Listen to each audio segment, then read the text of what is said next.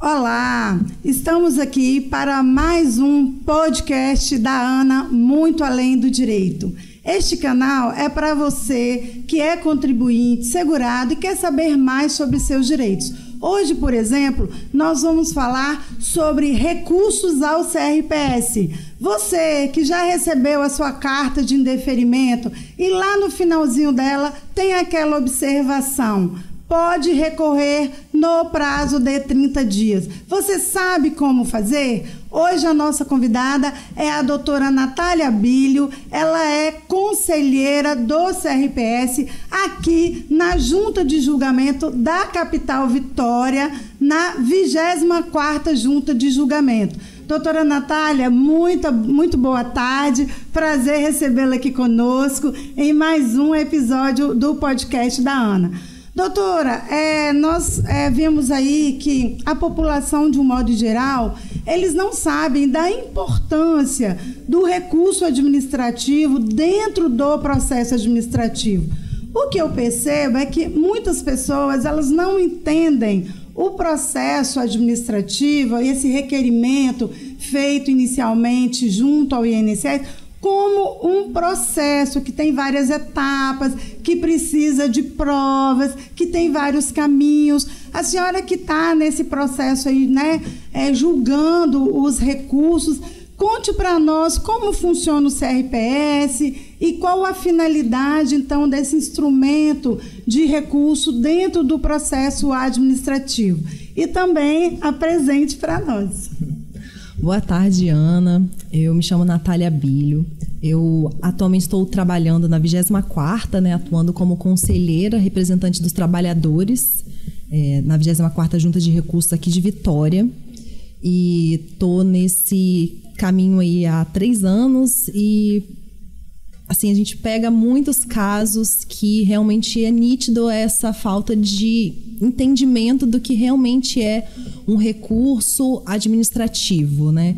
Sim. Que muitos segurados, eles entendem que é só uma continuidade daquele requerimento que ele fez e que, por algum motivo que às vezes ele não entende de fato, o benefício não foi concedido, então ele continua como se fosse um requerimento. E não, né? É um requerimento bem específico, assim, em termos gerais, é uma segunda chance de análise daquele seu requerimento administrativo. Sim. E, assim, é muito importante que a pessoa, realmente, ao fazer esse requerimento, ela observe o que muitas vezes o INSS alega de tal vínculo não foi reconhecido por falta de apresentação de CTPS.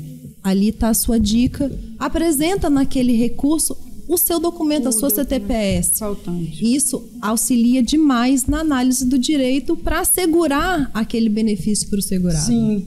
Então, vamos lá. Pegando o gancho aqui, doutora Natália, o CRPS, então, ele é um órgão julgador.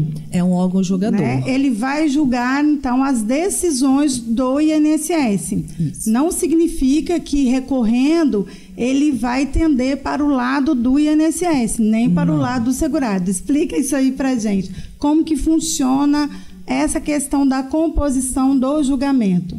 Bom, o recurso é como se fosse um processo judicial, onde vão ter partes. O INSS é uma parte nesse processo, tanto que assim que a pessoa, assistido ou segurado, interpõe o seu recurso, o INSS apresenta contrarrazões. Então, ali o INSS ele é uma parte como o segurado. Então, se o INSS ele tiver alguma coisa para ressaltar, ele vai falar ali na contestação, como o segurado também tem que ressaltar o seu, aquele seu impedimento, o ponto controvertido ali do seu indeferimento. Né? Sim. Então, o segurado ele vai recorrer, né, se ele tiver insatisfeito Sim. com algum ponto que o INSS julgou, né, indeferiu, e ele discorda. Então, o inconformismo da decisão Exato. Será levado, então, à instância, né, que é o Conselho de Recursos da Previdência Social. O CRPS ele é composto por juntas e câmeras, né? Sim. Quantas câmeras, quantas juntas? São 29 juntas de recurso e mais de 14 câmaras de julgamento. A junta de recursos é a primeira, vamos dizer, a primeira instância, né? É onde, quando o segurado ele tem a sua decisão ou de indeferimento ou de cessação de um benefício por incapacidade, ou então ele teve seu benefício concedido, mas o INSS não considerou algum documento, algum ponto que deixou de aumentar o seu tempo de contribuição, a sua carência, e que resulta numa RMI, uma renda mensal abaixo do esperado, ele também pode recorrer. Sim. E quem julga isso é a junta de recursos. Dessas decisões da junta de recursos, que aí pode ser feito um novo recurso que será analisado pelas câmaras de julgamento. Sim, que é chamado especial, né? Que aí vai para a Câmara. Exatamente. Né? Muito, muito bem. E quem é que pode recorrer, doutora Natália? Bom, todos os segurados assistidos através de procuradores, tendo seus indeferimentos, a vinculação com alguma decisão do INSS sendo negativa ou positiva. São essas pessoas que vão ter direito. Quem é? É o segurado que fez um requerimento de aposentadoria por idade ou por tempo de contribuição. Ele pode requerer fazer esse recurso administrativo. Sim. E qual que é o prazo para esse recurso que, né, o segurado, o contribuinte, ele tem para poder estar apresentando esse recurso para ser julgado? Bom, o prazo são 30 dias corridos. Sim. Então, a partir da decisão do INSS, você vai ter 30 dias para interpor o seu recurso. A partir do momento, que ele tenha da ciência, que ele tenha conhecimento dessa Exatamente. decisão. E eu até ressalto que é muito importante, ao requerer um benefício, você observar que, se você clicar em uma daquelas opções de acompanhar o seu requerimento pelo Meu INSS e você acessar o seu requerimento lá no Meu INSS, tudo isso é contabilizado, tudo isso é verificado e consta nos sistemas, até mesmo para a contagem desse prazo de 30 dias para tempestividade. Essa ressalva, né, que a conselheira Natália está fazendo é muito importante, porque às vezes você coloca lá no acompanhamento quando você está fazendo o pedido do requerimento. Aí o segurado coloca que quer acompanhar por e-mail ou pelo WhatsApp. Se você acessa o e-mail ou o WhatsApp, o INSS vai entender que você tomou ciência daquela decisão. Aí o seu prazo já começa a correr, não é isso mesmo, Exatamente, Natália? Isso. E a gente consegue, através de um sistema específico dentro do PAT, né? Que tem uma parte de histórico de ações, e lá você consegue acessar tudo o que aconteceu, todos os acessos, até mesmo os servidores que acessaram aquele requerimento. Ou seja, não dá para mentir, né? Não dá para mentir. Não dá para mentir, porque o sistema acusa que você tomou ciência. Exatamente. Então, vamos lá.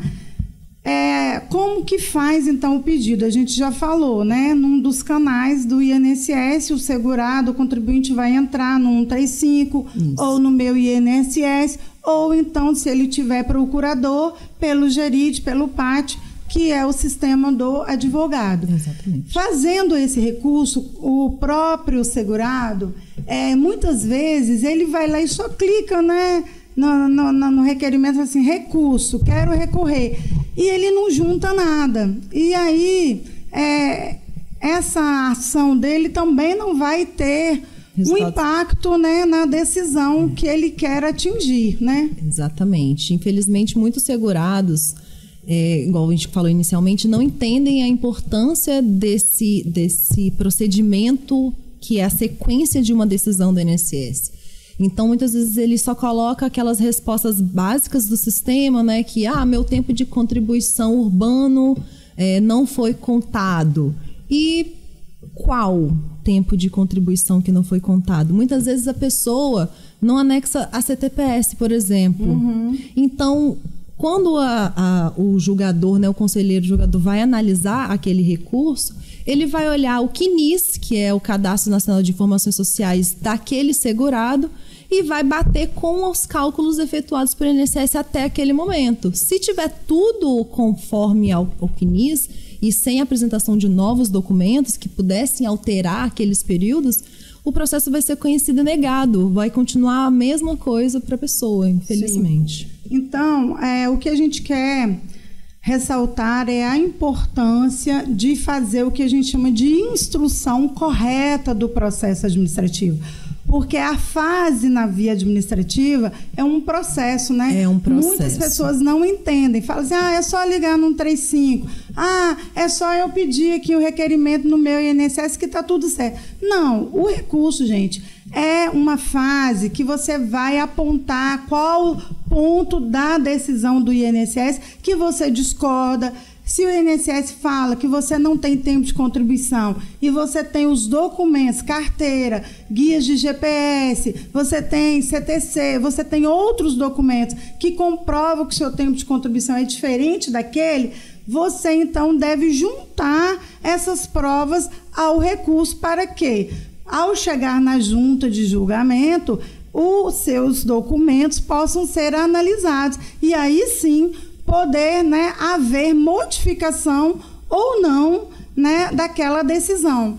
Porque o Conselho de Recursos ele não está vinculado ao INSS, não estamos vinculados às decisões, às instruções normativas, né, do INSS, nenhuma dessas anexos de bem, todas essas legislações que o INSS teoricamente utiliza nas suas decisões, nas suas análises, o CRPS não é vinculado. Nós somos vinculados aos nossos próprios enunciados, né? E nós temos a nossa IN própria, que lá traz diversos procedimentos, fala sobre novos documentos, fala sobre o procedimento dentro do Conselho de Recurso, fala quais são os recursos depois dessa decisão da Junta de Recurso, tudo que você pode fazer para ter o cumprimento da sua decisão. Sim.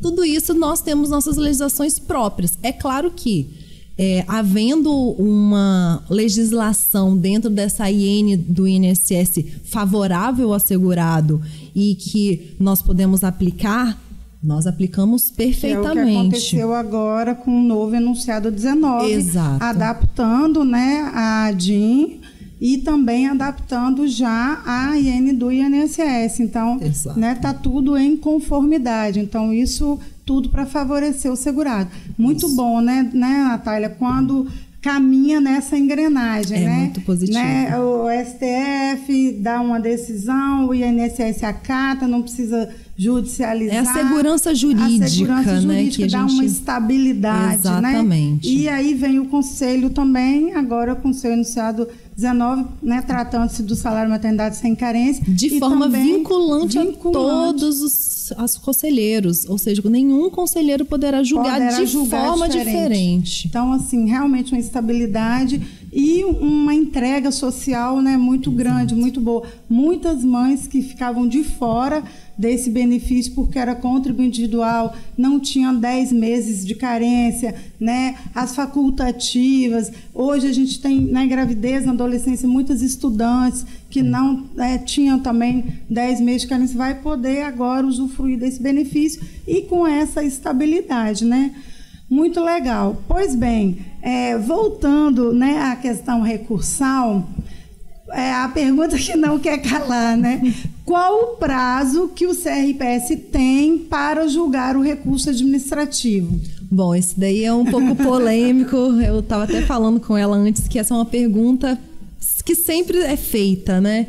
Então, assim, nós, dentro do nosso regimento interno, o recurso ele tem que ser analisado, tem que ser desde o protocolo até essa análise do conselheiro, 365 dias. Né? Só que nós temos metas internas e prioridades, casos de mandados de segurança, casos de ouvidoria, pedidos junto à Secretaria de Petições de Advogados.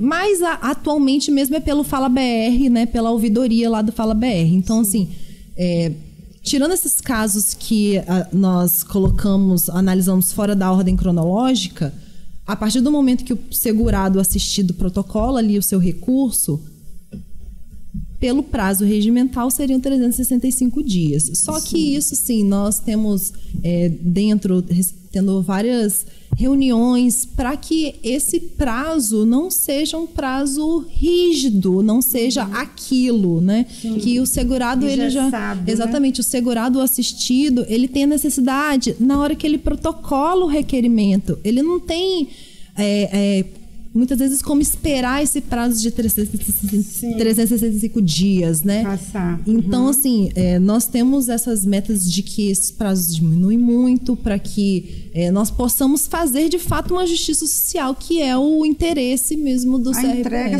né, satisfativa, da tutela. Exatamente. Que seja positiva ou negativa, mas que a pessoa receba. Que ela tenha uma conclusão. Exatamente. Né? Tenha uma decisão conclusiva ali, para que ela possa tomar a decisão se ela vai continuar na via administrativa, se ela vai fazer um recurso. Você vai fazer um novo requerimento, porque muitas vezes aqueles períodos de fato não vão ser reconhecidos por causa de alguma pendência no PPP, alguma pendência, uma baixa na CTPS que tem que ser feita, alguma CTC que tem que ser expedida, retificada. Exato. Então, muitas vezes aquilo ali vai virar um novo documento que aí vai ser mais benéfico para o segurado, já requerer um novo benefício, já com aquele tudo certinho, do que muitas vezes ter toda essa peleja, né, de ir para o administrativo e depois ir para o judiciário e ainda assim ter seu benefício negado, porque naquele momento ele não preenche os requisitos. Mas pode preencher no momento seguinte. Por isso a importância de ter uma assessoria especializada também. Com toda certeza. Porque na via recursal é preciso entender, né, como vai processar as provas, o recurso, se ele já atingiu os requisitos, e também saber qual estratégia utilizar. Se eu vou, né, percorrer toda a via administrativa até o final, que não é obrigatória, mas se for mais favorável, eu posso recorrer. Eu mesma, por exemplo, aposentadoria especial, às vezes eu percorro até o final. Eu vou para as câmaras, né, e aí eu aguardo a decisão, e muitas vezes é favorável.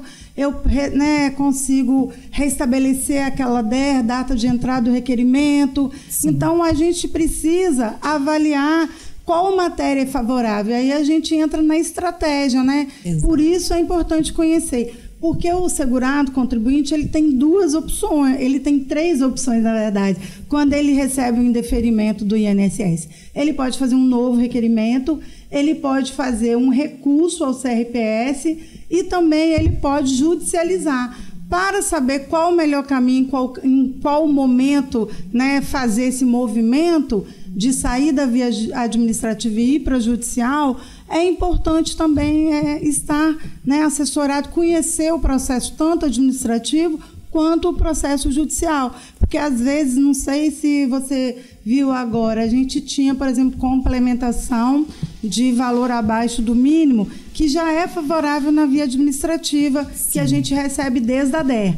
Foram judicializar esse tema e agora, né, a TNU, né, sobrestou e vai decidir se a gente vai receber na data da complementação ou na data da DER. Então, um tema que já era vantajoso na via administrativa, né, pode piorar na via judicial. Pode. Então, é importante a gente ter esse feeling, essa estratégia mesmo de saber qual o melhor momento. E você que analisa, né, vários recursos e vê, né, todos os dias, tanto de colegas quanto de segurados, o que você acha que não pode faltar dentro de um recurso, de um requerimento recursal? Bom, se eu falo para o segurado, eu oriento que ele, se ele não teve a oportunidade de juntar quando você vai fazer o seu requerimento de benefício, anexe toda a sua documentação. Qual documentação? Seu documento de identidade, às vezes tem que retificar alguma informação ali. Sua carteira de trabalho, às vezes você tem aqueles contratos de trabalho temporário que não estão averbados na carteira. Você anexa, ou seja, todo documento que possa comprovar seus vínculos. Para os assistidos, por exemplo, uma pendência de CAD único, de inscrição, anexe, mesmo que possa constar no sistema, você apresentar aquela documentação vai fazer diferença na hora do conselheiro abrir o seu processo, já vai ver a intenção de que você tem para resolver aquela pendência. Então, assim, você apresentar um documento numa ordem cronológica de documentos, requerimento, muitas vezes o segurado, ele não precisa fazer uma petição, né? Ele pode muito bem fazer uma manifestação de forma simples, num Word. Colocar, meu vínculo de X a X não foi considerado. Ótimo, eu contribuí como contribuinte individual de 2011 a 2023 e não foi contabilizado. Nós já vai dar o ele direcionamento. Já vai pontuando ali, né, de forma simples. Julgador, qual o caminho que ele tem que seguir, aonde ele vai, né, coloca o olho e vai dar mais atenção. Qual ponto de atenção ali precisa naquele julgamento. Para os colegas advogados, né, quem está chegando na área previdenciária agora, quem já tem bastante tempo, é muito importante a gente impetrar o recurso tempestivamente, dentro do prazo correto. É importante a gente colocar todos os documentos, né, com uma boa digitalização. Muito importante. Sem recorte de bordas, porque às vezes o básico, o óbvio, é preciso ser dito, né? Do mesmo tamanho.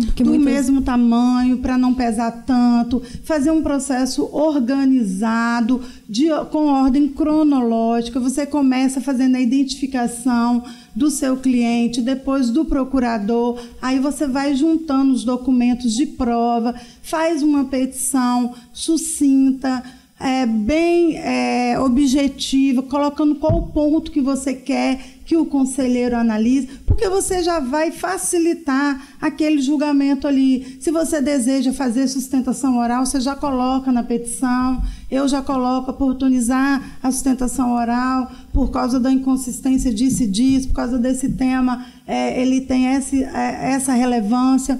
Então, é muito importante que a gente apresente para o julgador, né, uma facilidade do trabalho dele. Seu recurso vai ser julgado mais rápido, mais fácil e talvez, né, você vai conseguir um resultado positivo, porque você foi caprichoso. Sim. Isso é fundamental, né, doutora? Isso é muito importante. E se eu posso também dar uma dica para os colegas, claro, né, que evite jurisprudência judicial.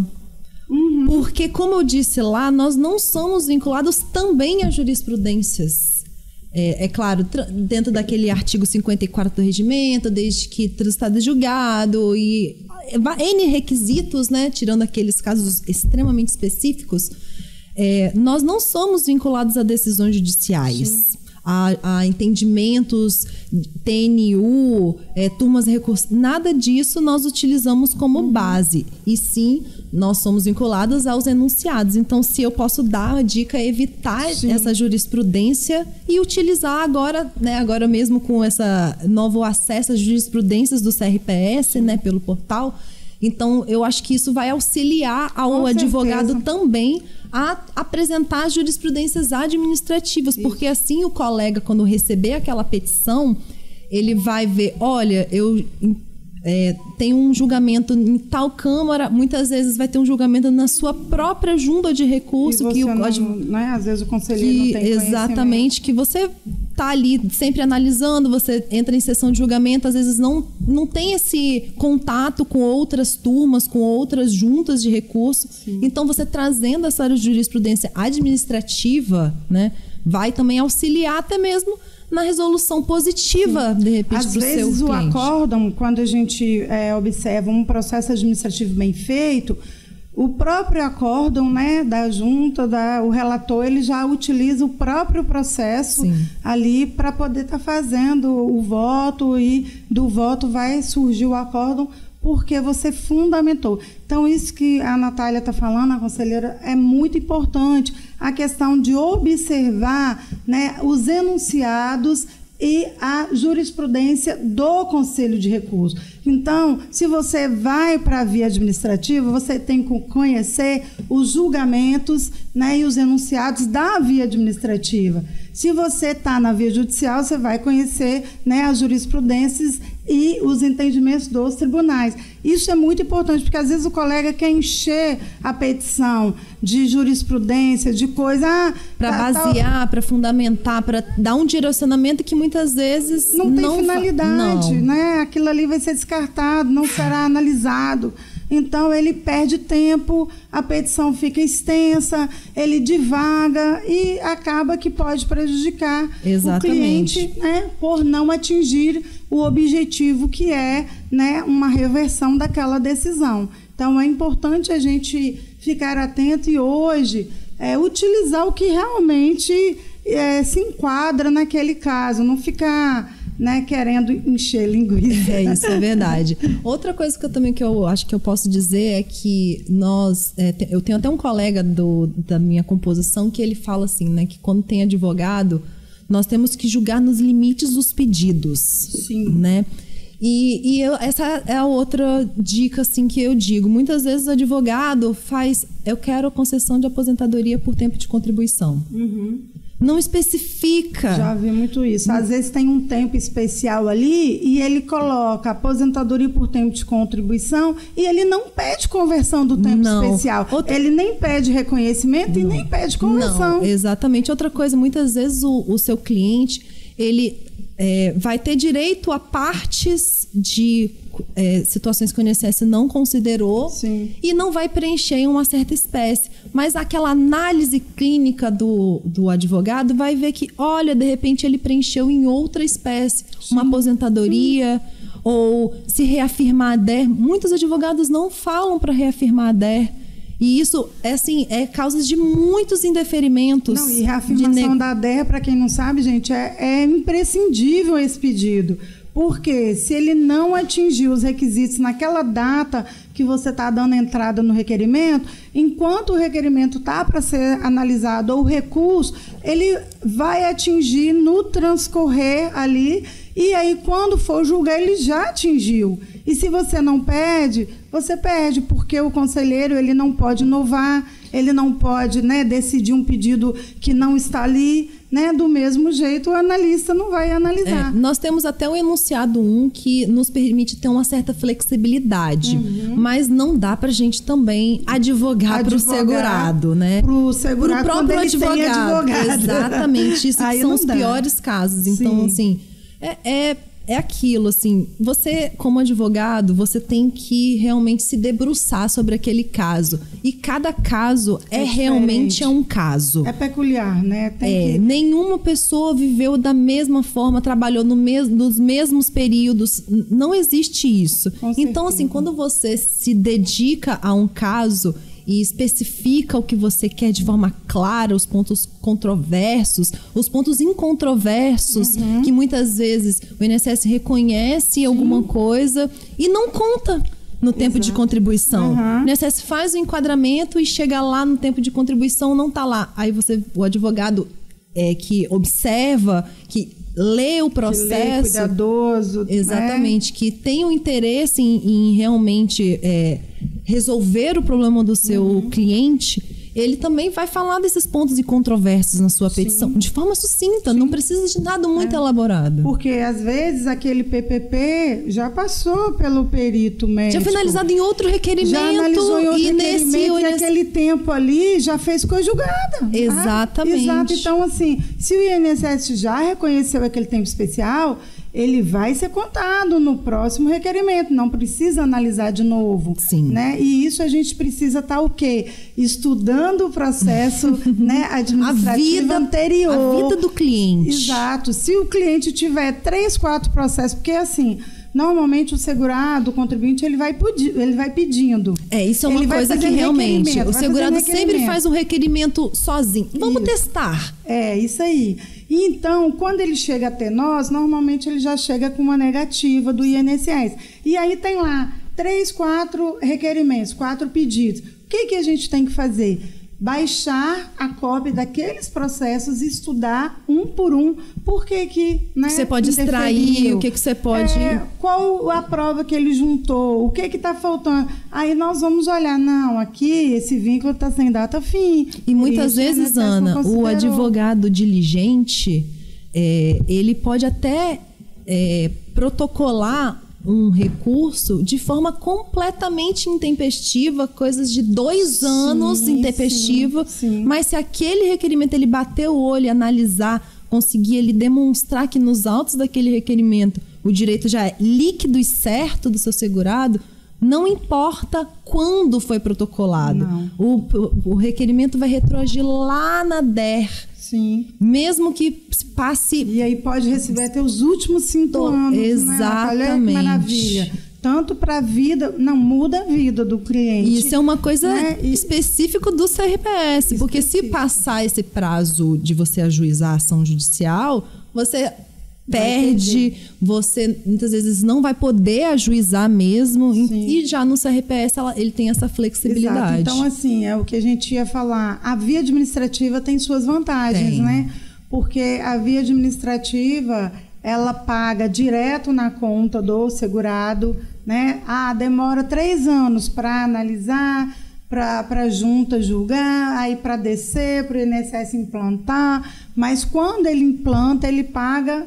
Né? De forma integral. De uma forma integral na conta do segurado. Isso. Então não tem, né, igual na judicial que tem RPV, que tem precatório, que demora para receber. Então a gente precisa conhecer as 2 vias sempre para saber qual o caminho seguir naquele caso, né? Porque tem caso que nós falamos, vamos repetir. Na via judicial é melhor, tem casos que na via administrativa é muito melhor. Para isso basta o quê? É o que a gente está falando.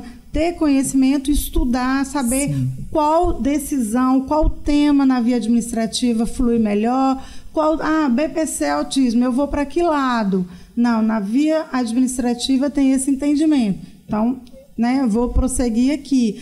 E para isso a gente tem que estar estudando, atualizando, porque previdenciária é uma área que a gente não dorme. É o tempo inteiro. Essa semana mesmo, de semana passada para cá, muita coisa já modificou, já me deixou de cabelo em pé. Não, enunciados novos, o 8, né? Alterações do enunciado 8, adição do temporal e também o 19. Exatamente. Né? Mais a novidade do portal da jurisprudência, que vai facilitar muito a advocacia previdenciária. Sim, o CRPS tem trago muitas novidades, ferramentas e benefícios que vai ajudar, porque o CRPS... Fortalecer mesmo, né? Para quem não sabe, o CRPS você recorre de graça. Você faz perícias de graça. E acontecem perícias no CRPS. Porque nós somos nas matérias médicas... pouca gente sabe disso, né, Exatamente. Natália? Então é muito interessante, porque às vezes ele vai para a via judicial, ele vai pagar custas, ele vai, né, gastar, dependendo da causa, se for vara, do valor, do tipo de ação. Exatamente. E na via recursal, no CRPS, não há custas, paga direto, né, na conta do segurado. Não tem nenhum desconto. Não tem desconto, então, assim... Né, super vantajoso. Exatamente. Tem tudo que, né, igual você falou, tudo tem que ser avaliado, né? Muitas vezes você entra com uma ação judicial, ela demora 1 ano, mas de repente o valor da causa excede e você vai ter que aguardar 2 anos para que receba, ou mais agora, dá mais agora, com né? Essa nova lei. Então, assim, muitas vezes você aguardar, não sei, 2 anos no CRPS, vai valer a pena. Vai cursar todas as fases, de repente vai até chegar na Câmara, mas depois daquele momento ali, você já vai receber, assim, é claro, dentro das análises lá de revisões do INSS, você já vai receber ali de forma automática, integral, entende? Então, é bem mais prático. Outra questão é que teve um tempo atrás que os recursos estavam demorando muito, né? Agora a gente sabe que há um esforço do Conselho de Recursos para aumentar, né, viabilizar a questão da agilidade e conclusão da análise. E então, um tempo atrás, muitos recursos estavam demorando aí quase 1 ano para ser julgado, 2 anos, e os colegas estavam utilizando o mandado de segurança para tentar acelerar essas conclusões e para que o direito do cliente tem determinadas situações que a gente não pode esperar muito, né? O cliente ele está ali, por exemplo, no limbo, ele está sem salário, ele está sem benefício, às vezes é uma incapacidade, é uma deficiência. Então, a gente trabalha com realmente, né, a substituição de renda é um benefício que vai matar a fome ali e colocar comida à mesa. Diante disso, como é que está a situação hoje? Ainda tem essa questão de muitos mandados de segurança para estar agilizando? O CRPS ainda está recebendo muito ou já deu uma amenizada? Porque agora parece que a gente ouve falar menos. Eu acho que ano passado foi recorde de mandados de segurança. Acho que todas as minhas sessões, né, que as sessões são de 15 em 15 dias, pelo menos na minha composição, e assim, era casos de eu colocar 4, 5 processos, meus colegas colocarem 6, 7 processos, tudo de mandado de segurança. Então, assim, estava tendo muito mesmo. Atualmente, tem reduzido muito, porque agora tem outros meios também, né, de que você consiga que o seu processo ele seja analisado talvez de forma mais célere, né, que é o Fala BR, através das ouvidorias, reclamações e etc. E também, internamente, nós temos várias metas, né, de que fizemos mutirões de processos que estavam... Porque teve muitos casos, Ana, que recursos aí de 2018, 2017, até 2019, ocorreu alguma coisa que muitos processos ficaram... não subiram para o CRPS.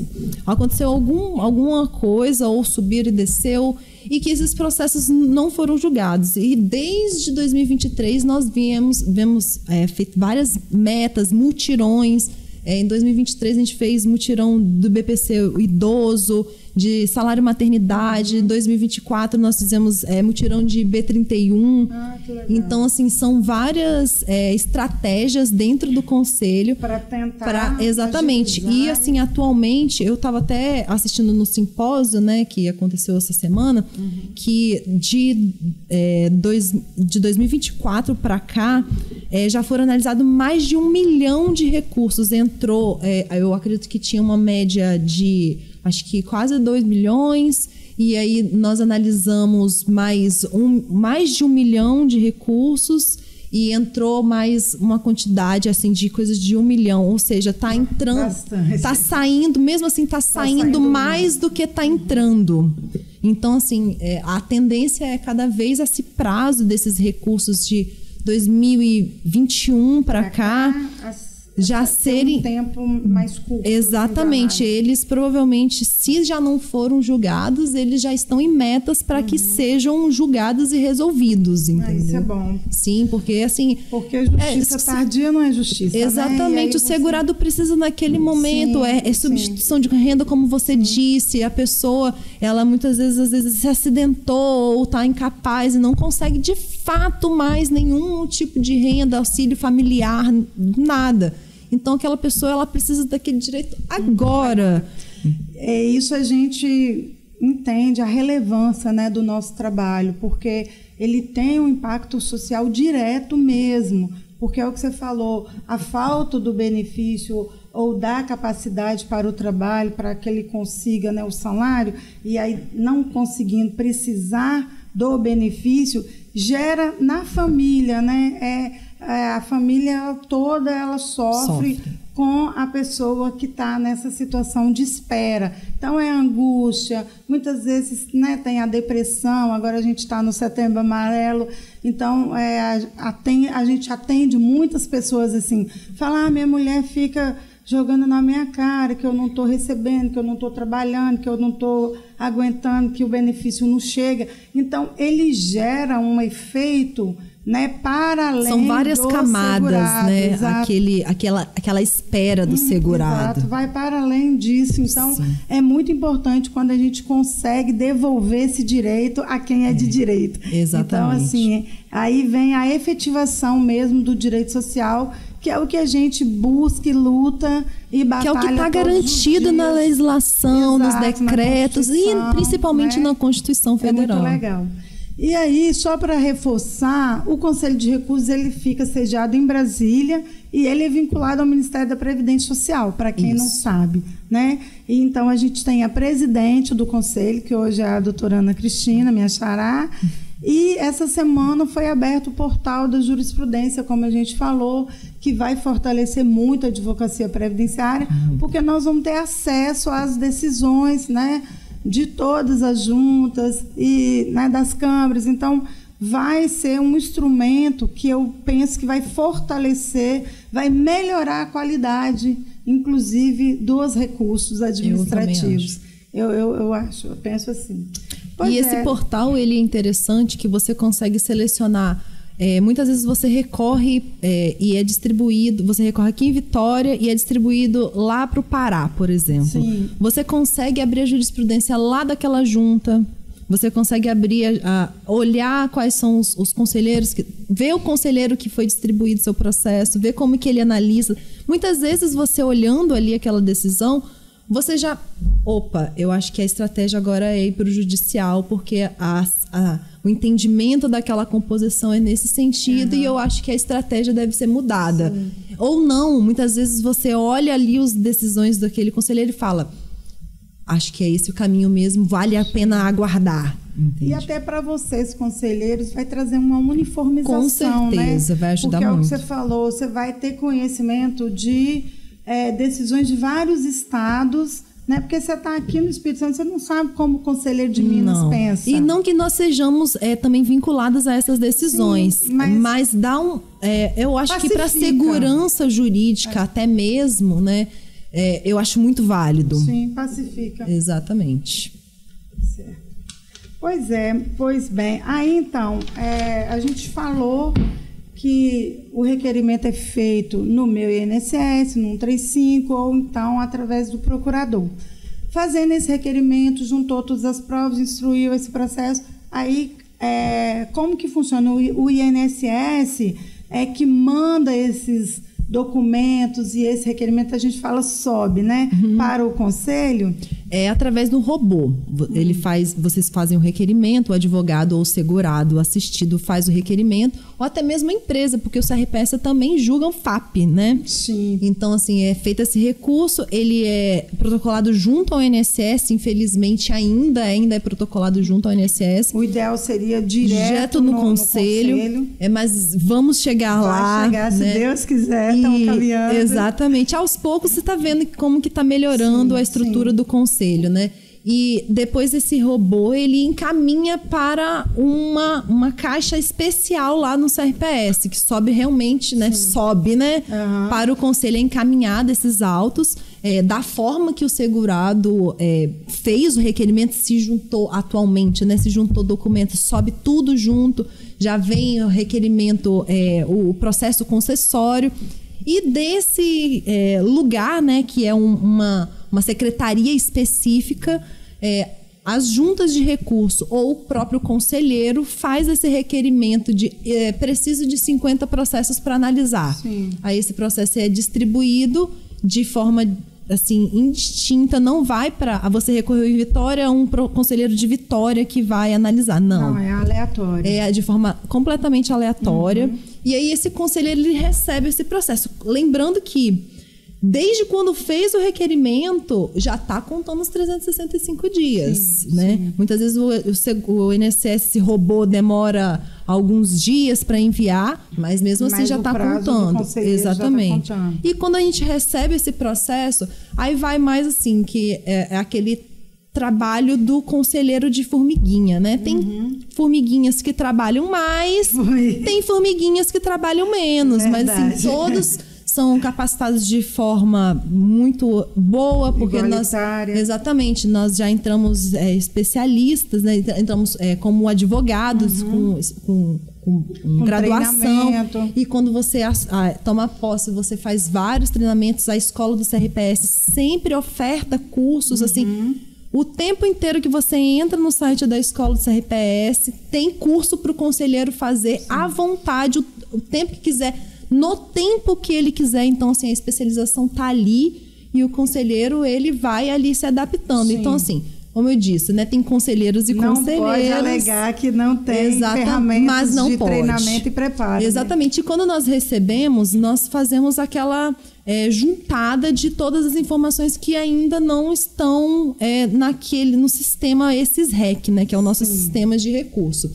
E às vezes falta um CNIS, às vezes falta um processo concessório.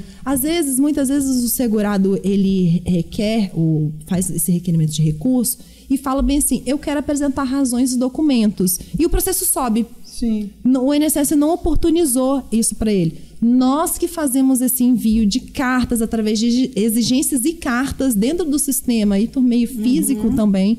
Então, aí nós aguardamos o prazo de 30 dias daquela entrega, né? A partir da entrega da carta, 30 dias, aí fazemos a juntada desses documentos também, fazemos diligência. Às vezes o segurado tem que complementar alguma coisa, ainda mais nesse igual de salário e maternidade, né? Você tem que ter qualidade de segurado. Então, muitas vezes o segurado rural, ele requer o benefício de B41 rural, por exemplo, não é oportunizado ele anexar nada. Em sede de recurso, ele fala, eu tenho documento sim. Tenho documento, Só que o INSS não faz essa intimação, por algum motivo o processo sobe, o conselheiro vai lá e fala, apresente autodeclaração e documentos comprobatórios daquele período. Muito trabalho, né? Então, assim, o conselheiro faz então, toda vocês têm essa questão também da diligência, fazemos se o processo, né, não está instruído. Exatamente. Abre exigência para oportunizar o segurado a fazer a juntada. Sim. Por isso que é muito importante, nos casos em que o segurado assistido está acompanhado de advogado, do advogado fazer esse protocolo já unificado, já apresentando todas as provas, numa sequência dos requerimentos. Muitas vezes a pessoa pede rural, especial e CTC, mas apresentar o especial no meio do rural e tem uma CTC perdida no meio do caminho. Aí não dá. Então, atrapalha muito, entende? Então, assim, tem esses fatores que vai auxiliando. Muitas vezes o conselheiro ele não vai precisar de fazer nenhuma diligência, porque já está apresentado pelo advogado, ele só faz uma separação nos autos do processo, e quando ele entender que o processo está maduro para julgamento, ele faz o relatório e voto e coloca em uma das sessões de julgamento. Sim. E aí, na sessão de julgamento, é um julgamento em colegiado, onde que nas turmas de recurso e na junta de recurso, né, que é formado pelas turmas, e nas câmaras de julgamento e nas CAGES, eles é formado por 3 conselheiros, representantes, um dos trabalhadores, outro das empresas e outro do governo. A gente esqueceu de falar, né, que o conselho ele é tripartite, né? Exatamente. Governo, trabalhador, ele é de forma colegiada. Empresa. Não é um servidor que vai analisar aquilo ali e já vai... Não. Você apresenta o seu relatório e voto. Os outros conselheiros, eles vão olhar o que você apresentou e o que você julgou. Ele vai falar, concordo, discordo em parte, né? Que tem muitos casos que um conselheiro tem um entendimento divergente, porque ninguém pensa igual. Claro. A gente tenta sempre tentar... Por isso a importância do colegiado, exatamente. Né? As visões até mesmo de cada representante. Não que eu sou representante dos trabalhadores, então eu sou pró-trabalhador. Não, mas eu tenho uma visão diferente do conselheiro que é das empresas, que é do governo. Então, assim, essa composição diversificada que presidida pela presidente, né, da junta de recursos, que ela pode ser inativa ou então ainda ser uma servidora cedida, né, do INSS. Nós compomos, assim, são 3 conselheiros e o voto da presidente. Então, assim que é debatido aquele processo... Minerva, né? Exatamente, que ela pode ser um voto de desempate, né? Então, já teve casos onde que os meus 2 colegas de composição votaram contra um voto meu divergente, que eu fiz um voto divergente num processo de um colega... E o conselheiro, ele não quis reconhecer. É até rural, menor de 12 anos. Viu? Então, assim, eu bati ali e falei, tá, sim, já foi feita a justificação administrativa, eu entendo que tem direito. E a presidente veio e votou junto comigo, e o meu voto saiu como o vencedor, por causa desse desempate que ela fez. Sim. E aí, a partir daí, já são novos caminhos, né, dessa decisão, que nós damos um acórdão, né, nós proferimos acórdão. E dessa decisão também cabe recurso.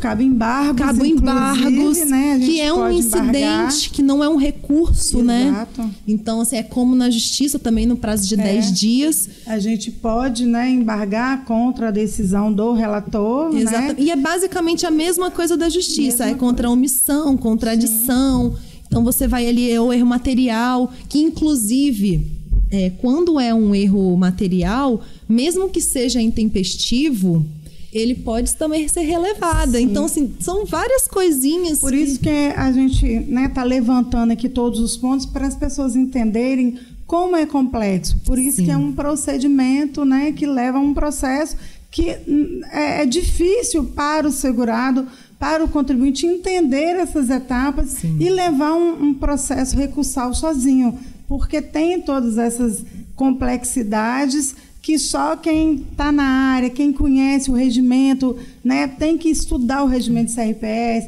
tem que estar por dentro, né, das atualizações para que a gente possa conseguir a melhor decisão. Que aí tem a questão da sustentação oral, né? O advogado ele se inscreve, durante a sessão a gente participa, né? E fala. E diferente da justiça, são 8 minutos para o advogado poder falar, né? Não que ele vai trazer fatos novos, porque até mesmo não pode, depois que o processo é colocado em pauta, não podem ser trazidos fatos novos, né? Mas às vezes o advogado vai ressaltar alguma coisa que pode ser que aquele conselheiro que analisou o recurso vai falar, não, eu olhei todos os documentos e meu entendimento é esse. Mas pode ser que o colega fala bem assim, vou pedir vistas. E aquilo ali pode, exatamente, e aquilo pode modificar toda a vida do segurado. Então, assim, eu sempre falo, né, que se você tem a oportunidade de sustentar, sustente. Faça o pedido, você pode fazer o pedido até 72 horas do processo estar em pauta. Exatamente. Então, assim, se você puder sustentar, sustente, porque pode ser que não seja tempo perdido. Sim, a sustentação oral, com certeza, ela muda o cenário, né? Porque é o que você trouxe. O advogado, ele vai ressaltar o ponto ali que ele acha importante.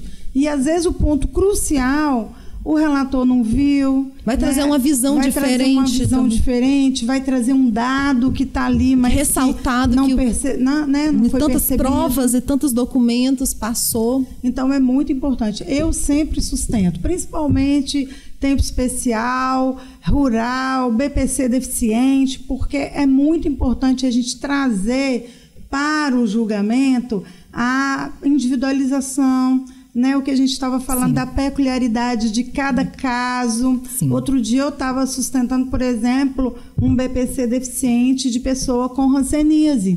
E como eu já fui enfermeiro, eu conheço a área da saúde, eu falei, olha, você sabe o que é um nervo inflamado? Né? Ele não tem força muscular, ele não consegue apanhar uma colher, ele não consegue trabalhar. Então, você traz para o processo informações que vai modificar a configuração daquele pensamento e daquela estrutura. Então, é muito importante a gente pedir para fazer a sustentação oral. E é bem fácil você ultimamente fazer. Você pode fazer tanto na petição ou protocolar o recurso, ou até mesmo pelo Fala BR. Você o advogado pode fazer o requerimento, ou até mesmo fazer um envio de petição à secretaria da junta de recurso que o seu processo foi distribuído. Então, assim, eu acho que deu muita abertura para os advogados, porque é a única fase processual recursal que o advogado tem acesso ao conselheiro. Ele tem acesso direto ao conselheiro. Ele conversa diretamente, ele tem 8 minutos para explicar e falar toda a especificação, as diferenças, aquele olhar, né, que você teve sobre o seu cliente para o conselheiro que analisa 10, 15 processos por dia e que muitas vezes já acaba não vendo tais especificações que poderiam dar um olhar diferenciado. Porque a gente que assume um processo desde o início, que colhe prova, que faz a petição inicial, que escuta o cliente, faz aquele atendimento, né, de anotar, entrevista com o cliente. Claro que o advogado é a melhor pessoa, neste caso, para estar falando daquele processo, porque ele presume-se que ele conhece desde o início e a fundo. Então, é muito importante essa etapa da sustentação no CRPS.